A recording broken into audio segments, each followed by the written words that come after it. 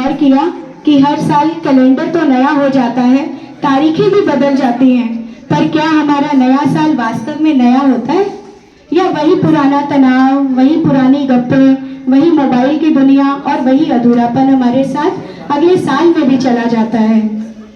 आज हम आपके सामने एक ऐसी कहानी लेकर आए हैं जो शायद आपके पड़ोस की है।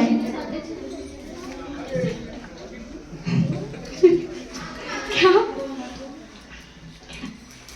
आज हम आपके सामने एक ऐसी कहानी लेकर आए हैं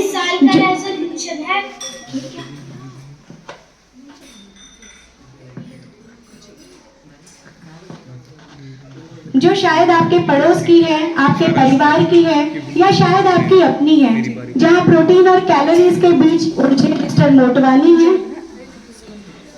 तो मौन व्रत के नाम पर मोहल्ले की जासूसी करने वाली मिसेस चटर्जी, जहां लॉजिक में उलझे प्रोफेसर हैं तो रील और गैजेट्स में खोई आज की युवा पीढ़ी। लेकिन इस शोर शराबे और अधूरे संकल्पों के बीच एक दादी माँ है जिनके पास जीवन का असली जीपीएस है।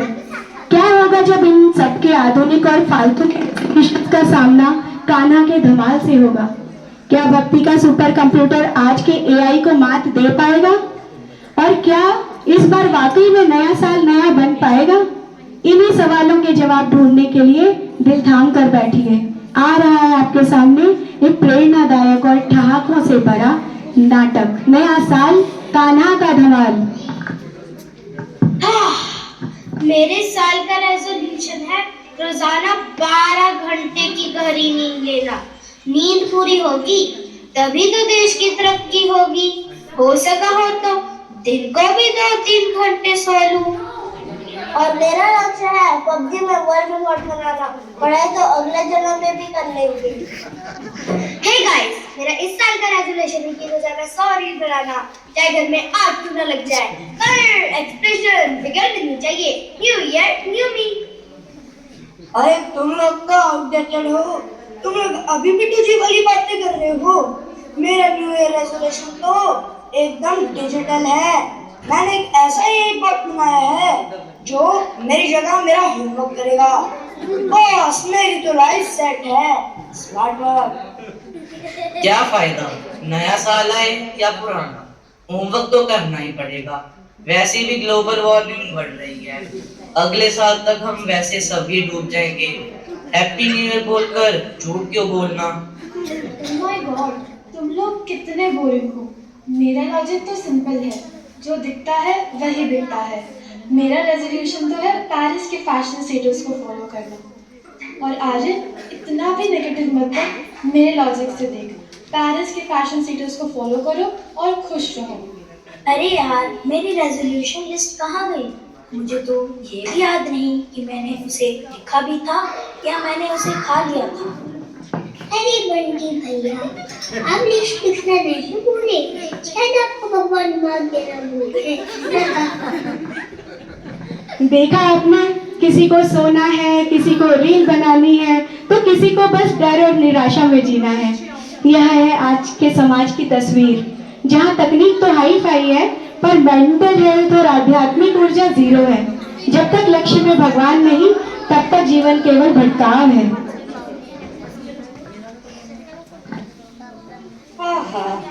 आज आखिरी समोसा है, कल से नो समोसा। बस जिम और डाइटिंग, सलाद अंदर और पेट भी अंदर। वाह स्वामी, क्या बात है। ये हाथ में समोसा है जो नए साल का टोकन। कल रात को तो ऐसे लेक्चर झाड़ रहे थे जैसे मोहल्ले के फिटनेस गुरु आप ही हो। कल से सलाद खाऊंगा, कल से 5 किलोमीटर दौड़ूंगा। और आज क्या देख रही हूँ, आप तो समोसे के साथ रोमांस कर रहे हैं। अरे भाग्यवान, बस ये आखिरी समोसा है, आखिरी। ये आखिरी शब्द आपकी डिक्शनरी में पिछले जन्म से है। आपका पेट अब पेट नहीं रहा, समोसे का गोदाम बन चुका है, गोदाम। मेरा नए साल का संकल्प तो बड़ा सिंपल है। आज से इस घर में समोसे की एंट्री बैन है। अगर आज के बाद घर में समोसे आए तो ये बेलन होगा और आपकी कमर होगी। मैंने तय किया है इस साल आपको इंसान से इंसुलिन तक पहुंचने से पहले ही रोक लूंगी। अब से आपको नाश्ते में पराठे नहीं, सिर्फ उबली हुई लौकी और मूंग दाल मिलेगी। अरे मिसेस मोटवानी जी, इतना गुस्सा सेहत के लिए ठीक नहीं। देखिए, मैंने तो मौन व्रत का संकल्प लिया है और मेरा संकल्प है कि मैं किसी की चोरी नहीं करूंगी। वैसे मिसेस मोटवानी, सामने वाले खन्ना जी के घर में नया फ्रिज आया है, देखा आपने? वैसे आ कहाँ से रहे हैं इनके पास? वो शर्मा जी की बहू के तेवर देखे आपने? चलो, हमें क्या। चटर्जी जी, आपका मौन व्रत ये तो वैसा ही है जैसे बिल्ली कहे कि आज से दूध नहीं पीऊंगी। आपका मौन व्रत तो मोहल्ले की पहली गॉसिप सुनते ही टूट के चकनाचूर हो जाएगा। वैसे भी आपके कान तो बिना आवाज के भी खबरें सुन लेते हैं। और सुनिए, मोटवानी जी को तो मैं सुधार ही लूंगी, पर आप अपनी इस न्यूज एजेंसी का क्या करेंगी? सुना है आपने अपनी डायरी में इस साल के चुगली कोटा का एडवांस बुकिंग भी कर लिया है। बहू, तूने बेलन तो हाथ में उठा लिया, पर क्या कभी प्यार से मोटवानी को ये समझाया कि ये शरीर भगवान का मंदिर है? तू इन्हें लौकी तो खिला देगी, पर इनके मन में जो समोसे की माया बसी है उसे कैसे निकालेगी? देख, जबरदस्ती से तो सिर्फ विद्रोह होता है। तू इसके पीछे बेलन लेकर भागने की बजाय घर में हरि नाम का कीर्तन शुरू कर। जब मन को कृष्ण के नाम का स्वाद मिल जाता है तो ये जीभ अपने फालतू चीजों का स्वाद भूल जाती है। इस नए साल में मोटवानी का समोसा सुनाने की चिंता छोड़ और ये कोशिश कर कि तुम दोनों मिलकर कृष्ण के चरणों की शरण लो। जब मन शांत होगा तो पेट अपने आप काबू में आ जाएगा। वाह मोटवानी जी वाह, कल रात तो ग्रुप पर हेल्थ टिप्स की बारिश कर रहे थे और आज सुबह सुबह समोसे से गले मिल रहे हैं। लगता है आपका नया साल तो वॉकर के साथ शुरू और रोज इनो के साथ खत्म होगा। अरे टंडन जी, आप तो हमेशा ही कड़वा बोलती हैं। देखिए, मेरा संकल्प मैंने तय किया है कि इस साल में मौन व्रत रखूंगी और किसी की बुराई नहीं करूंगी। चटर्जी, आपका मौन व्रत और मोहल्ले की शांति ये तो वैसे ही नामुमकिन है जैसे बिना पेट्रोल के गाड़ी। आपका मौन व्रत तो 2 मिनट भी नहीं टिकेगा। जैसे ही शर्मा जी की बहू नई कार से उतरेगी, आपके पेट का गॉसिप इंजन स्टार्ट हो जाएगा और आप कहेंगी, टंडन जी सुना है आपने, कार की किस्तें कौन भर रहा है? वो तो बस जानकारी के लिए पूछना पड़ता है। हाँ, जानकारी गूगल तो बेकार ही बदनाम है। असली सर्च इंजन तो आपकी जुबान है। और मेरा न्यू ईयर रेजोल्यूशन भी सुन लो।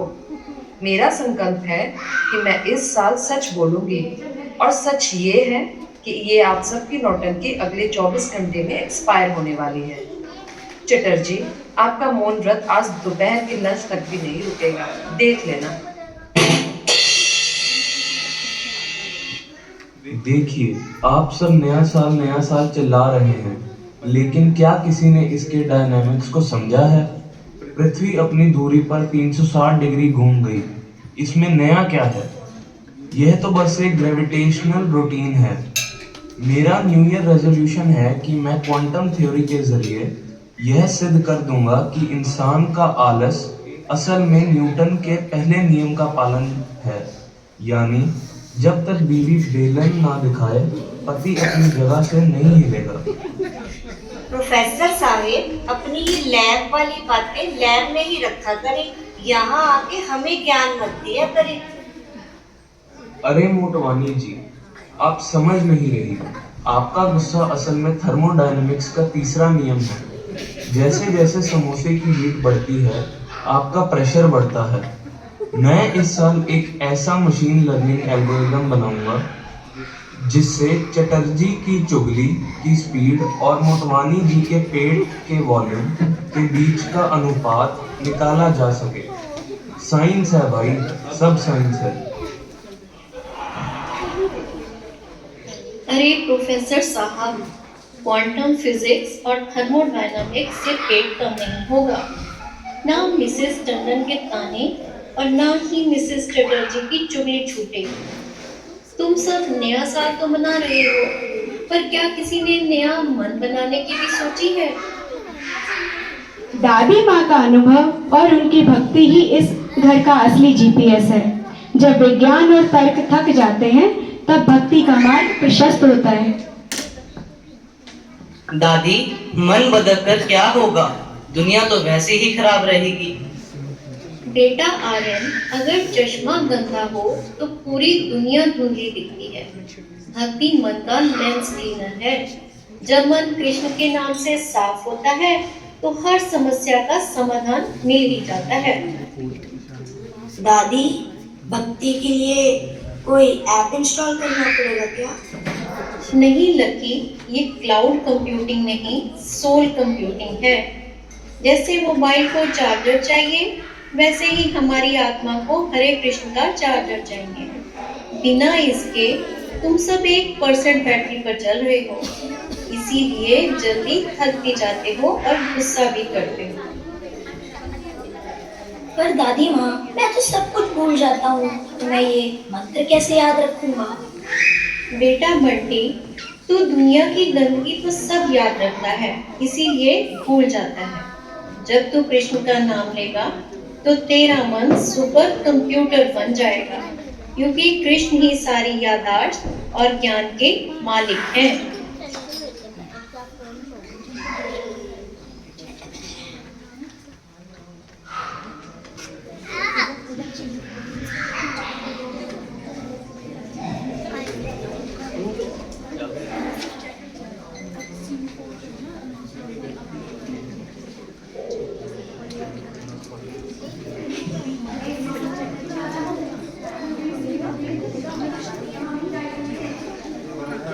दादी माँ, क्या मेरे जैसा इंसान भी भक्ति कर सकता है? मुझे तो बातें बनाने की आदत है। क्यों नहीं चटर्जी बेटी, बस तुम अपनी बातों का रुख बदल दो। दूसरों की बुराई करने की बजाय कृष्ण की पढ़ाई करो। जीभ को स्वाद भी मिलेगा और मन को शांति भी। लेकिन दादी माँ, आप जिस शांति की बात कर रही हैं, क्या उसके लिए कोई मैथमेटिकल फॉर्मूला है? अगर हम मंत्र जपते हैं तो क्या उससे हमारे न्यूरॉन्स की फ्रीक्वेंसी बदल जाती है? प्रोफेसर साहब, आपकी बुद्धि तो ब्लैक होल बन गई है, जिसमें सारा ज्ञान तो जा रहा है पर निकल कुछ भी नहीं रहा। आप सृष्टि के कण कण को नाप रहे हैं, पर उस सृष्टा क्रिएटर को भूल गए हैं जिसने ये सारे नियम बनाए हैं। देखो बेटा, विज्ञान जहाँ खत्म होता है, भक्ति वहां से शुरू होती है। तू कैलकुलेटर लेकर बैठा है कि मंत्र जपने से क्या मिलेगा, पर कभी दिल का कनेक्शन जोड़कर देखा है? तेरी ये किताबें तुझे ये तो बता सकती हैं कि चांद कितना दूर है, पर ये नहीं बता सकती कि तेरे अंदर बैठा कान्हा तेरे कितने करीब है। इस नए साल में अपनी लॉजिक की लैब से बाहर निकल और भक्ति की लैब में आ। जब तू हरे कृष्ण का जप करेगा तो तुझे वो परम सत्य मिलेगा जिसे तेरा कोई भी फॉर्मूला सिद्ध नहीं कर सकता। दादी माँ, आपने तो मेरी पूरी थ्योरी ही हिला दी। क्या भक्ति वास्तव में लॉजिकल है? बेटा, भक्ति सुपर लॉजिकल है। जब तू कान्हा से जुड़ेगा तो तेरी बुद्धि का प्रोसेसर और भी तेज चलेगा, क्योंकि तू सीधे मेन सर्वर से जुड़ जाएगा। प्रोफेसर साहब, विज्ञान केवल सृष्टि को जानता है और भक्ति सृष्टा को जानती है। क्रिएटर, अपनी बुद्धि को कृष्ण के चरणों में लगाओ तो आपका वो ज्ञान मिलेगा जो किताबों में नहीं है।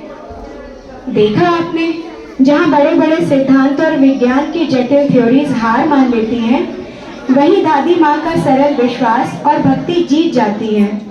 प्रोफेसर साहब को अपनी मैथमेटिकल फॉर्मूला का जवाब मिल गया कि मन का असली प्रोसेसर तो ब्रेन से चलता है, तर्क से नहीं। जब बुद्धि का अहंकार झुकता है, तभी ज्ञान का असली सवेरा होता है। अब ना मिसेस चटर्जी की बातों में कड़वाहट बची है और न प्रोफेसर की उलझन, क्योंकि अब ये सब सृष्टि के रहस्यों को नहीं बल्कि उस सृष्टा को खोजने निकल पड़े हैं। पर ठहरिए, क्या केवल बड़ों का बदलना ही काफी है? असली धमाका तो तब होगा जब घर का सबसे भुलक्कड़ सदस्य भक्ति की शक्ति से सबको चौंका देता है। तो आइए देखते हैं बंटी का नया अवतार। लो भाई, अब भुलक्कड़ बंटी अब बाबा बंटी बन गया। अरे तुझे ये याद नहीं है कि तूने अपने घर की चाबी खा रखी है? पिंकू, अब मुझे चाबियों की चिंता नहीं, क्योंकि मैंने अपने दिल का ताला कृष्ण के नाम से खोल दिया है। मोटवानी अंकल, आपकी साइकिल जो आपने 3 महीने पहले ली थी और वापस नहीं की, वो आपके बगीचे के पीछे आम के पेड़ के नीचे खड़ी है। याद आया? अरे ये क्या हुआ? मुझे तो कुछ भी याद नहीं था बेटा बंटी। ये कैसा चमत्कार है? अंकल, जब से सुबह 4 बजे उठकर जाप करना शुरू किया है, मन का सारा कबाड़ निकल गया। अब मुझे सब कुछ याद रहता है, क्योंकि मेरा मन शांत है। भक्ति कोई जादू नहीं बल्कि अनुशासन है। बंटी ने जप करना शुरू किया और देखिए, जिसे दुनिया भुलक्कड़ कहती थी उसकी चेतना कैसे जागृत हो गई।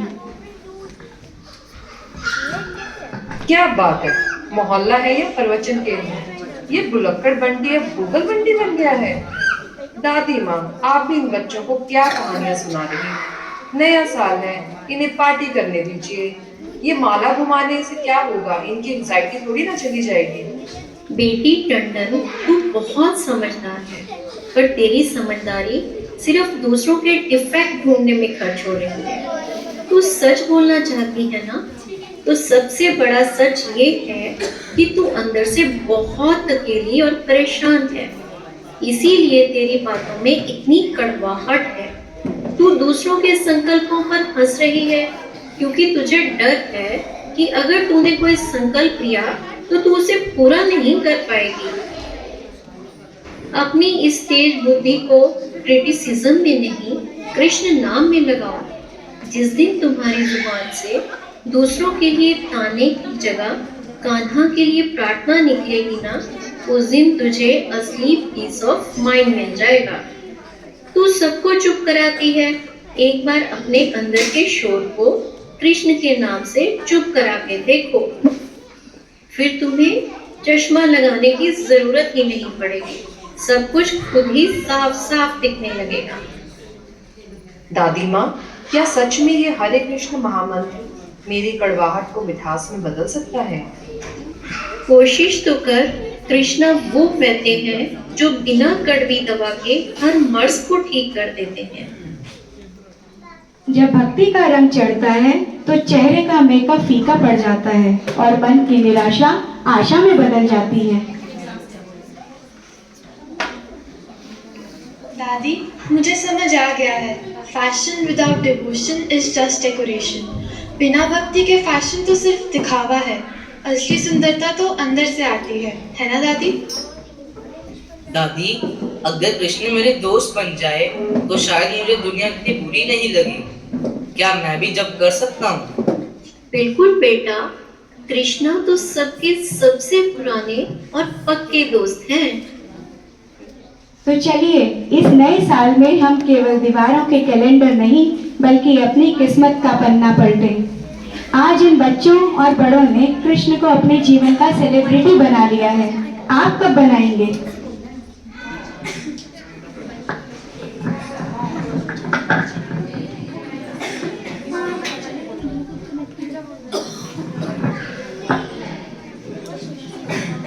भूल जाओ दुनिया के सारे काम। फेस वॉश से चमकेगा सिर्फ चेहरा, धरती से चमकेगा भविष्य सुनहरा। इंटरनेट और वाईफाई हो जाएंगे फेल जब कान्हा से नेगेटिविटी कान्हा के संग खेलो खुशियों की होली। सोने दिन बताओ साल नया, वरना हाथ मिलोगे जब होगा अंधेरा। नया साल नई उमंग, हम सब हैं कान्हा के संग। Happy New Year!